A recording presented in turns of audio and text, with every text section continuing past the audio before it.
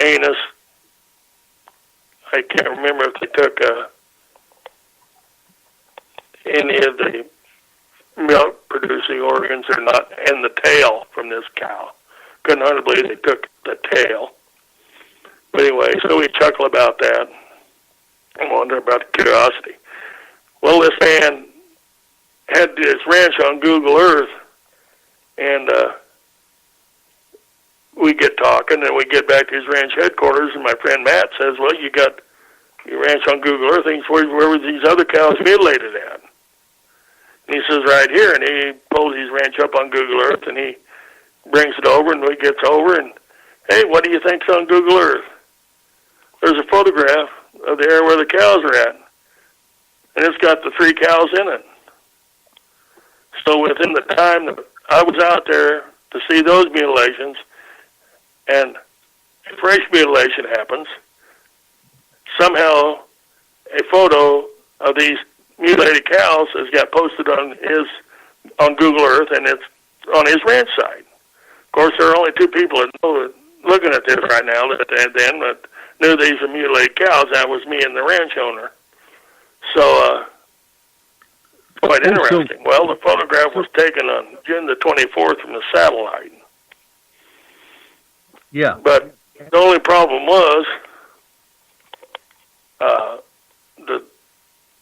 some of the photograph was also taken from an airplane because they'd repixeled part of the north part of the picture, and the west part of the picture on Google Earth was taken from an airplane. But Linda Moot and Hal, we sent that to her, and then we contacted our congressman here to get the original photograph, but we never ever heard nothing back. But you know, little things that happen to show up when you're out here and you get lucky.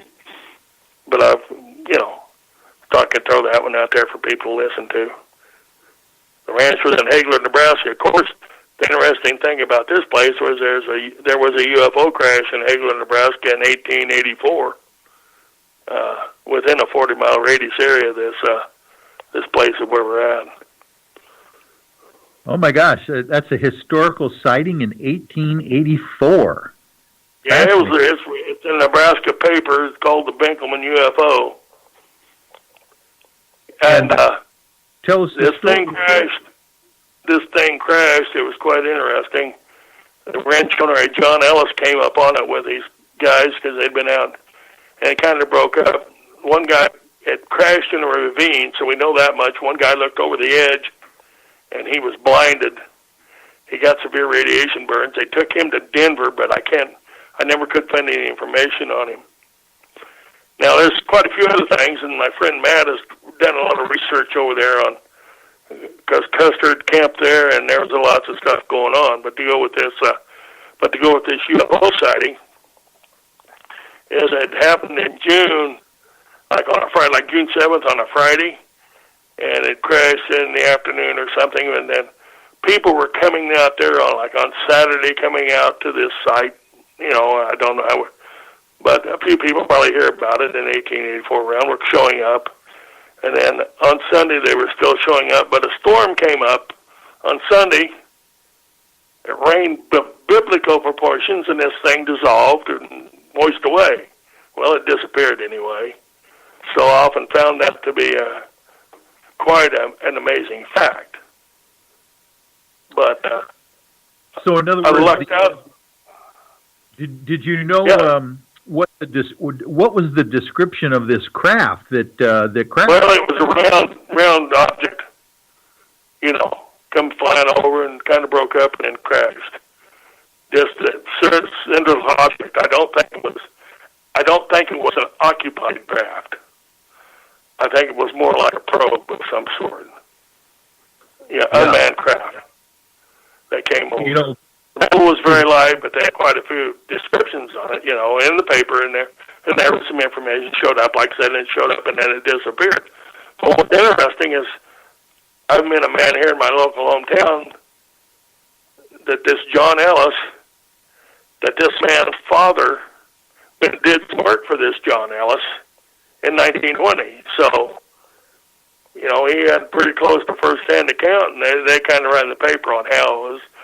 Typical farm come rolling up, and talking to this gentleman, and he's a little older, but anyway, kind of the drift that I think he felt. The storm just didn't roll up. I mean, I think it was just all of a sudden there was a wham, bam, thank you, ma'am, thunderstorm that, was quite a storm. But it was kind of interesting to run into somebody that would have that close connection, It's kind of like reading there on the internet about the one president, John Polk or whatever, still had some grandkids. And quite interesting. Well, and it's fascinating to me that you said 1884, because one of the more famous historical UFO sightings was in Aurora, Texas, like in 1898. 10 years. Yeah. 10 years later, 1894. Isn't that hit the windmill, and Yeah. And from what I heard from that Aurora, Texas one was this was more of an airship kind of a thing rather than a craft. Matter of fact, I think they even mentioned that it was almost built like a dirigible or something.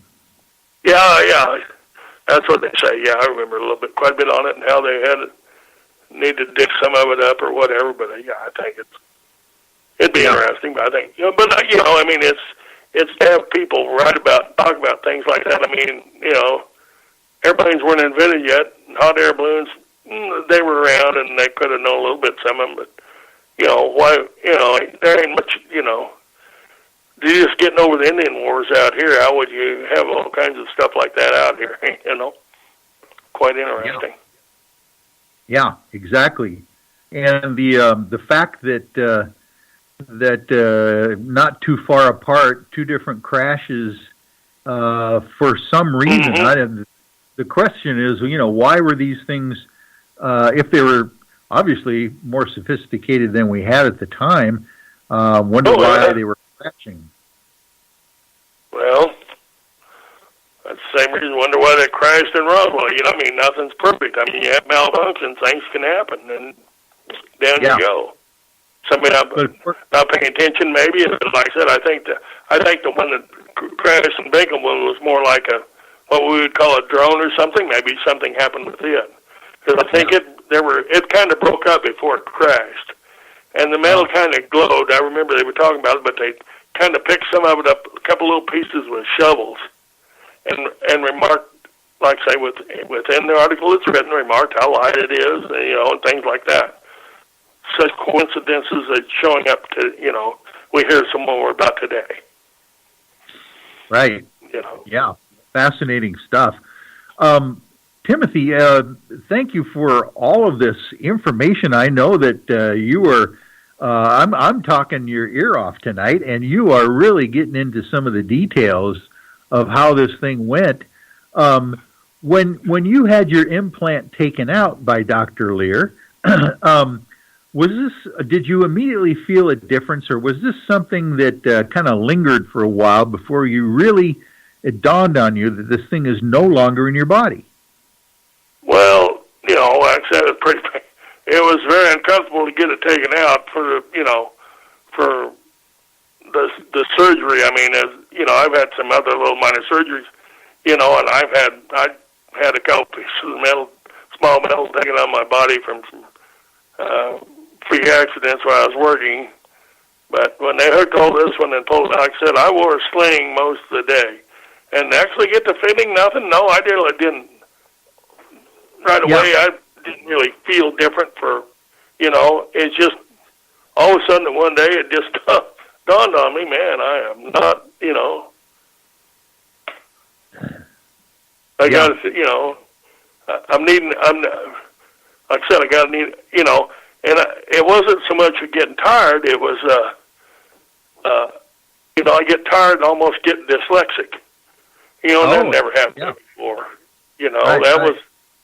That was, that dyslexic feeling, and I'm wondering why am I? Because this something never happened to me before. I could get tired, but all of a sudden that's what it was kind of manifesting itself, and that's when I started thinking, well, maybe we had a problem there, And of course, like I said, I didn't know, like I said, I'd like to know how to, get some scientific validation, but I know the one test I took. But see, the sad thing is doing these things should have been in a controlled environment. I wasn't, and I watched my diet for 2 days before my surgery, so things would have been there. But the one morning after my surgery, I had a glass of orange juice, and I really wasn't supposed to have that, because that was neurotransmitter information. That kind of screwed that up a little bit. And that's I've always, felt bad about it, but that's what the law pops. But it's just little things like that. I mean, we could, yeah. It's not being done. It's not even being considered, on not have find a doctor, but the government have put up some kind of program to help people out. Now they might be doing it if you're in the military or whatever, and they don't want anybody to know about it, and they know you can find out or whatever. That could be there, but yeah, for the average Joe, who knows?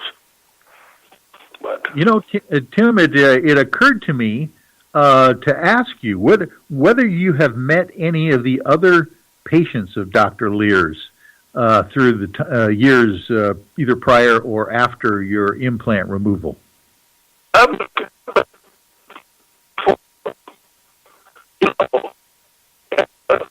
Personally, and a couple of them, I don't see people with Dr. Leer's. And then there was a Mary that I've known in California for years, but I can't remember her name. And she was quite interesting. They were up in the rest a little bit. But, and then let's see, there were men named Ron Wells, Dr. Leer, and his surgery was almost identical to mine. He had the same kind of object, and it was the same location in his body. So after I got to talking to him, then they have these patients, knew about the same. That's from, a little different. I think actually one above the other one. The information I got from Dr. Leer. And he called to talk to me a few times. And he's been grasped and talking. I have a few things I know about, like, what is supposed to be beamed up in light, that there were no shadows. He went down to that. I said, and a few times about other things. And I asked him, Hey, Timothy, Hey, Timothy, you are breaking up real badly right now. So what I'm going to do is I'm going to call you. I'm going to call you right back just to make sure that we can maybe get a better line when I call you. If you can just hang up, what I will do is just give you a call right back. How about? Okay. Okay. I'll be right with you. Okay. Let me try Timothy again here and see if we can get a better line on his end and see if we can finish up this interview with some interesting last-minute questions here. I'm calling right now, and we'll see if we can add him back. Yeah, are you back there, Timothy? Yeah. It might not have been you. It might have been my hand kind of falling asleep and let my phone hang. Well, you sound great now. You're just perfect. Okay, it kind of slipped a little bit. I was looking around. But yeah, it was, and talking with Steve, Ron, it was kind of interesting, and so I asked him, what kind of, and he told me what he said, he said, well, it was always interesting. He says, had the big black eyes. He said, well, he told me I wouldn't remember anything. But he said, it's really strange. And I go, no. He says, didn't have a nose or a mouth.